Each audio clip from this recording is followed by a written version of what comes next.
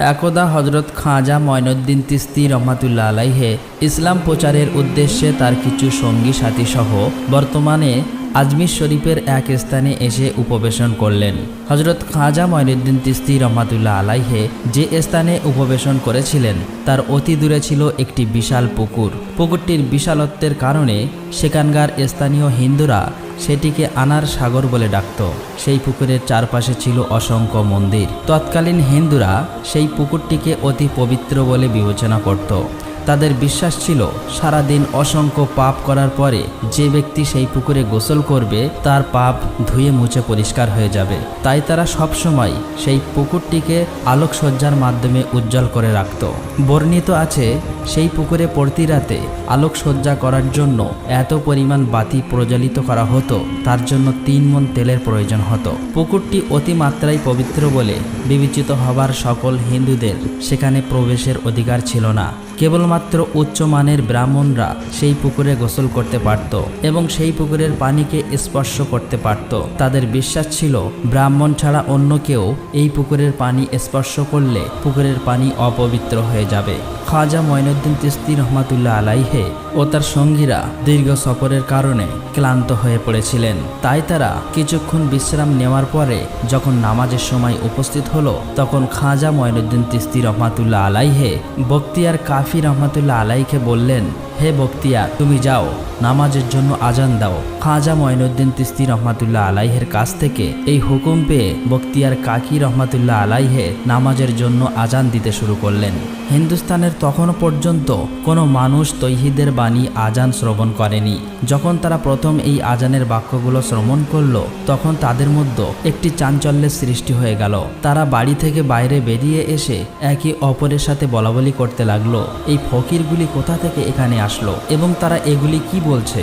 নামাজের জন্য আজান দেওয়ার শেষ হলে হজরত খাজা মঈনুদ্দিন চিশতি রহমাতুল্লাহ আলাইহে এবং তার সকল সঙ্গীরা আনার সাগর নামক সেই পুকুরে গিয়ে অজু করলেন। হিন্দু পুরোহিতরা যখন দেখলো কোথা থেকে কোনো ফকির এসে তাদের পবিত্র পুকুরে হাত লাগিয়ে চলে গেল, তখন তাদের গায়ে আগুন জ্বলতে শুরু হলো। একজন পুরোহিত বলল, এই ফকির কোথা থেকে আসলো? সে আমাদের অনুমতি না নিয়ে আমাদের পবিত্র পুকুরে হাত লাগিয়ে চলে গেল।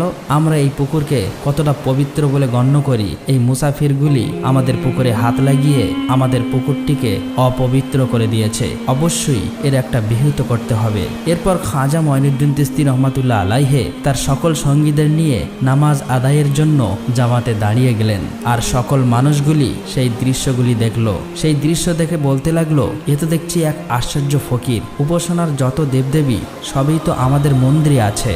আমাদের মন্দিরের দেবদেবীদের উপাসনা ও পূজা না করে সে আবার নতুন কোন খোদার উপাসনা ও পূজা করছে?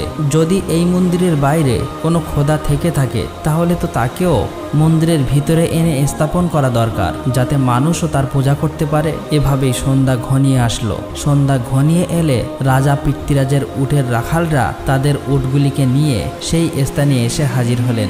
ঘটনাক্রমে খাজা মঈনুদ্দিন চিশতি রহমাতুল্লাহ আলাইহে সেই স্থানে উপবেশন করেছিলেন, যে স্থানে প্রতিদিন রাজার উটরা উপবেশন করত। পৃথ্বীরাজের রাখালরা এসে যখন দেখলো একদল ফকির এসে ওদের স্থান দখল করে নিয়েছে, তখন তারা খাজা মঈনুদ্দিন চিশতি ও তার সঙ্গীদেরকে বলল, এই যে ফকির বাবা, কোথা থেকে উড়ে এসে জুড়ে বসেছেন? আপনি কি জানেন না যে এখানে প্রতিদিন রাজা পৃথ্বীরাজের উটগুলো উপবেশন করে এবং তাদের রাত্রি অতিবাহিত করে? রাজার উটগুলো এখানে উপবেশন করে, এটা জানা সত্ত্বেও আপনি কিভাবে এখানে বসে থাকার স্পর্ধা দেখালেন? খাজা মঈনুদ্দিন চিশতি রহমাতুল্লাহ আলাইহে তাদেরকে বিনীতভাবে উত্তর দিলেন, বাবারা, আমরা অজানা মুসাফির। আমাদের জানা ছিল না যে এই স্থানে রাজার উটগুলো উপবেশন করত। যেহেতু এই স্থানে রাত্রি যাপনের জন্য আমরা যাবতীয় ব্যবস্থা গ্রহণ করে ফেলেছি, অতএব তোমরা তোমাদের উটগুলোকে আজকের জন্য অন্য কোথাও নিয়ে বসাও। এই স্থান ছাড়াও আশেপাশে তো অসংখ্য জায়গা রয়েছে। খাজা মঈনুদ্দিন চিশতি রহমাতুল্লাহ আলাইহের উত্তর শুনে পৃথ্বীরাজের রাখালরা বলল, ফকিরের স্পর্ধা দেখেছ? বলে কি এরা? রাজার উটগুলিকে আমরা তাদের জন্য অন্য জায়গায় নিয়ে যাব আর তারা রাজার উটের স্থানে বসে থাকবে। এই যে ফকির বাবা, এটা কোনোদিনও সম্ভব নয়। রাজার উটগুলি তাদের স্বস্থানেই বসে থাকবে। এই বলে তারা খাজা মঈনুদ্দিন চিশতি রহমাতুল্লাহ আলাইহে ও তার সঙ্গী সাথীদেরকে সেখান থেকে উঠিয়ে দেওয়ার জন্য প্রচণ্ড দুর্ব্যবহার শুরু করলো। খাজা মঈনুদ্দিন চিশতি রহমাতুল্লাহ আলাইহে ছিলেন অত্যন্ত সরল মনা। তিনি যখন দেখলেন রাখালরা প্রচণ্ড দুর্ব্যবহার শুরু করে দিয়েছে, তখন তিনি বখতিয়ার কাকি রহমাতুল্লাহ আলাইকে বললেন, বখতিয়ার, আমরা আর এই স্থানে বসে থেকে কি করব? রাজার উটগুলিকে যখন তারা এখানেই বসাতে যাচ্ছে, তাহলে থাকুক, রাজার উটগুলোই এখানে বসে থাকুক আর আমরা চলে যাচ্ছি। এই বলে খাজা মঈনুদ্দিন চিশতি রহমাতুল্লাহ আলাইহে তার সঙ্গী সাথীদেরকে নিয়ে সেখান থেকে চলে গেলেন। পরের দিন সকালে উটগুলিকে যখন আবার চরণভূমিতে নিয়ে যাবার সময় হলো, তখন উটের রাখালরা এসে উটগুলোকে সেই স্থান থেকে ওঠানোর চেষ্টা করতে লাগলো, কিন্তু হাজারো চেষ্টা সত্ত্বেও তারা সেই স্থান থেকে উটগুলিকে ওঠাতে পারল না। কারণ আল্লাহর ওলি খাজা মঈনুদ্দিন চিশতি রহমাতুল্লাহ আলাইহে বলেছিলেন উটগুলি এখানেই বসে থাকবে। আল্লাহ রাব্বুল আলামিন তার এই দোয়া কবুল করে নিয়েছিলেন এবং তিনি উটগুলোকে হুকুম দিয়েছিলেন যতক্ষণ না পর্যন্ত খাজা মঈনুদ্দিন চিশতি আবারও বলবে ততক্ষণ পর্যন্ত তোমরা এখানেই বসে থাকবে। এরপর রাখালেরা উটগুলি না ওঠার কারণ খুঁজতে লাগলো। সেই রাখালদের মধ্যে একজন ছিল একটু ধর্মপরায়ণ।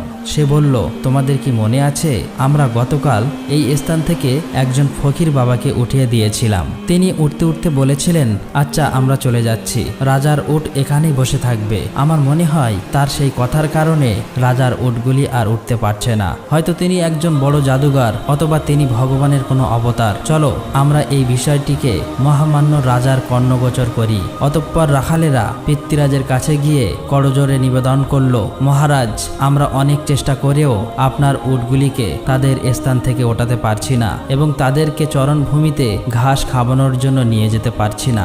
রাজা পৃথ্বীরাজ আশ্চর্য হয়ে জিজ্ঞেস করল, উটগুলোর কি কোনো অসুখ হয়েছে যার কারণে তারা উঠতে পারছে না? রাখালেরা বলল, মহারাজ, উটগুলো সম্পূর্ণ সুস্থ, তাদের কোনো অসুখ হয়নি। পৃথ্বীরাজ বলল, তাহলে কেন তারা তাদের স্থান থেকে উঠতে পারছে না? রাখালরা বলল, মহারাজ, উটগুলোর স্থানে গতকাল একজন ফকির বাবা এসে বসেছিল। আমরা তাকে ও তার সঙ্গীদের সাথে অনেক দুর্ব্যবহার করে সেই স্থান থেকে উঠিয়ে দিয়েছিলাম। উঠতে উঠতে তিনি বলে গিয়েছিলেন রাজার উটগুলো এখানেই বসে থাকবে আর উঠবে না। আমাদের মনে হয় সেই ফকির বাবার বদদুয়ার কারণে উটগুলি তাদের স্থান থেকে উঠতে পারছে না। অতঃপর পৃথ্বীরাজ হুকুম দিল, আচ্ছা যাও, তাহলে সেই ফকির বাবাকে ডেকে আমার নিকটে নিয়ে এসো। খাজা মঈনুদ্দিন চিশতি রহমাতুল্লাহ আলাইহে যখন পৃথ্বীরাজের রাজমহলে উপস্থিত হলেন, তখন পৃথ্বীরাজ তাকে জিজ্ঞেস করলো, এই যে ফকির বাবা, আপনি কেন আমার উটগুলিকে পঙ্গু করে রেখেছেন? আমার উটগুলি না খেয়ে মারা যাচ্ছে। আপনি দয়া করে আপনার জাদু তাদের কাছ থেকে ফিরিয়ে নিন। জাদু ফিরিয়ে না নিলে আমার উটগুলো তো এভাবেই না খেয়ে মারা যাবে। পৃথ্বীরাজের কথা শুনে খাজা মঈনুদ্দিন চিশতি রহমাতুল্লাহ আলাইহে মুচকি হাসি হেসে বললেন, হে আল্লাহর বান্দা, আমরা মুসলমান, আর মুসলমানরা কখনোই জাদু করে না। তোমার উটগুলিকে আমি বসিয়ে রাখিনি, বরং তোমার উটগুলিকে বসিয়ে রেখেছে এই বিশ্বজাহানের প্রতিপালক মহান আল্লাহ রাব্বুল আলামিন। তার হুকুমে উটগুলি বসে রয়েছে এবং তিনি হুকুম দিলেই আবার উটগুলি সেই স্থান থেকে উঠবেন। তবে আমি সেই বিশ্বজাহানের প্রতিপালকের কাছে দোয়া করে দেখতে পারি যাতে তিনি তোমার উটগুলিকে ওঠার অনুমতি দেন। অতঃপর খাজা মঈনুদ্দিন চিশতি রহমাতুল্লাহ আলাইহে আল্লাহর দরবারে প্রার্থনা করলেন, হে আল্লাহ, আপনি এই উটগুলিকে তাদের স্থান থেকে ওঠার তৌফিক দান করুক। খাজা মঈনুদ্দিন চিশতি রহমাতুল্লাহ আলাইহের এই দোয়া করার সাথে সাথেই রাখালরা দেখতে পেল তাদের উটগুলি তাদের স্থান থেকে উঠে চরণভূমির দিকে রওনা করছে। এই দৃশ্য দেখে রাখালরা হতবাক হয়ে গেল এবং খাজা মঈনুদ্দিন চিশতি রহমাতুল্লাহ আলাইহের বুজুর্গের কথা সারা আজমিরময় ছড়িয়ে পড়ল। হিন্দুদের মাঝে ক্রমেই যখন খাজা মঈনুদ্দিন চিশতি রহমাতুল্লাহ আলাইহের বুজুর্গের কথা ছড়িয়ে পড়তে লাগলো এবং ইসলামের মাহাত্ম্য যখন তাদের সামনে প্রকাশিত হয়ে উঠতে লাগলো, তখন মন্দিরের পুরোহিতরা ভীত সন্ত্রস্ত হয়ে গেল।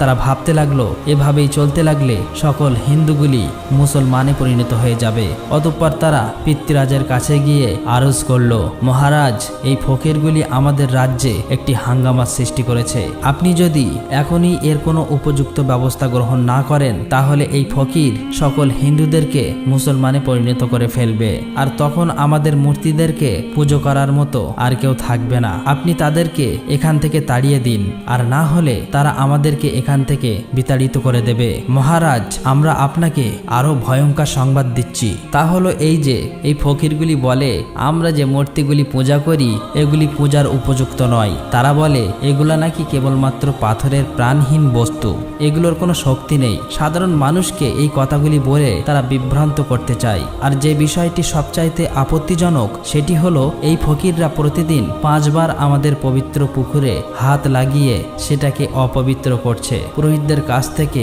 এই কথা শ্রবণ করে পিতৃরাজ খাজা মঈনুদ্দিন চিশতি রহমাতুল্লাহ আলাইকে ডেকে পাঠালেন। খাজা মঈনুদ্দিন চিশতি রহমাতুল্লাহ আলাইহে যখন তাদের দরবারে উপস্থিত হলেন তখন তিনি বললেন, এই ফকির বাবা, আমরা দেখছি আপনি গোমাতার গোস্ত ভক্ষণ করছেন এবং আমাদের দেবদেবীদেরকে গালি দিচ্ছেন এবং আমাদের ধর্ম সম্পর্কে নানা রকমের উল্টো পাল্টা কথা বলছেন।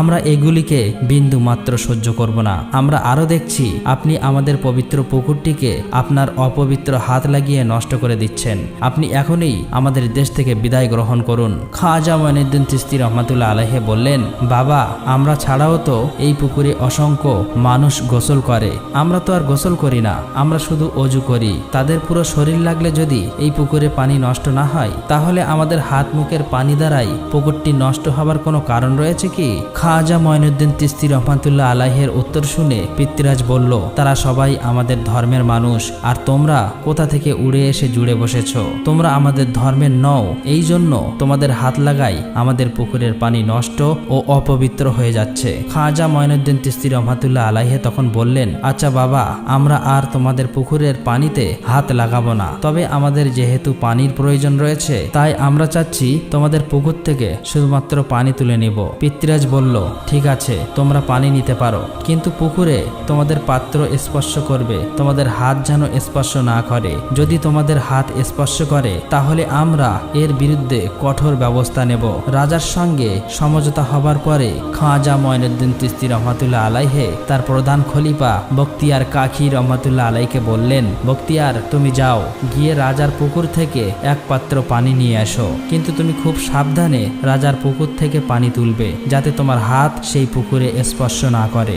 অতঃপর বখতিয়ার কাকি রহমাতুল্লাহ আলাইহি খাজা মঈনুদ্দিন চিশতি রহমাতুল্লাহ আলাইহির হুকুমে আনার সাগর থেকে পানি সংগ্রহ করার জন্য গেলেন। তিনি আনার সাগরের পানিতে সেই পাত্রটি ডোবালেন। তার হাত আনা সাগরের পানিতে স্পর্শ করল না, কারণ আনা সাগরের যত পানি ছিল সকল পানিগুলি সেই একটি ছোট্ট পাত্রের মধ্যে এসে কেন্দ্রীভূত হয়ে গেল আর আনার সাগরে একেবারে সূক্ষ্ম হয়ে গেল। সেটা এতটাই সূক্ষ্ম পুকুরে পরিণত হলো যে পুকুরের নিচ থেকে তার সূক্ষ্ম বালিগুলি পর্যন্ত দেখা যাচ্ছিল। পুকুরে এক ফোঁটা পানিও অস্তিত্ব থাকলো না। পুরোহিতরা যখন দেখলো তাদের পবিত্র পুকুরটিতে আর এক ফোঁটা পানিও নেই, সম্পূর্ণ পুকুরটি সূক্ষ্ম একটি মরুভূমিতে পরিণত হয়ে গেছে, তখন তারা আর কুল কিনারা না করতে পেরে রাজা পিতৃরাজের কাছে গিয়ে বলল, মহারাজ, সর্বনাশ হয়ে গেছে। পিতৃরাজ বলল, কি হয়েছে? পুরোহিতরা বলল, সেই ফকির জাদুর মাধ্যমে আমাদের পুরো পুকুরের পানি নিয়ে গেছে, এখন আমাদের পবিত্র পুকুরে আর এক ফোঁটা পানিও নেই। মহারাজ, যদি এই পুকুরের কোনো পানি না থাকে তাহলে আমরা আমাদের সারাদিনের করা পাপগুলিকে কিভাবে মোচন করব?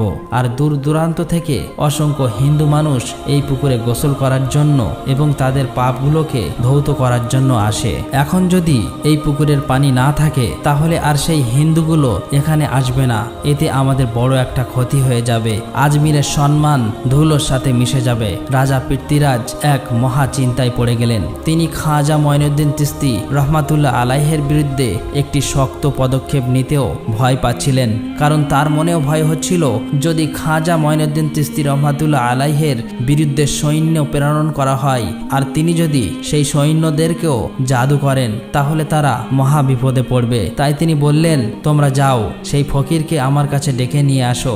দেখি, তোমরা যাও, সেই ফকিরকে আমার কাছে ডেকে নিয়ে আসো, আমি দেখি সে কি চায়। যদি তার চাওয়া এবং দাবি যুক্তিসঙ্গত হয় তাহলে আমরা তার দাবি পূরণ করব, আর যদি যুক্তিসঙ্গত না হয় তাহলে আমরা তার কাছে ক্ষমা চেয়ে আমাদের পুকুরের পানি আবার ফিরিয়ে নিয়ে আসব। খাজা মঈনুদ্দিন চিশতি রহমাতুল্লাহ আলাইহি যখন পিতৃরাজের দরবারে উপস্থিত হলেন তখন তিনি তাকে জিজ্ঞেস করলেন, এই যে বাবা, আপনি আমাদের পুকুরের পানি সম্পূর্ণ তুলে নিয়ে গেছেন, আমরা এখন কিভাবে আমাদের পাপগুলিকে মোচন করব?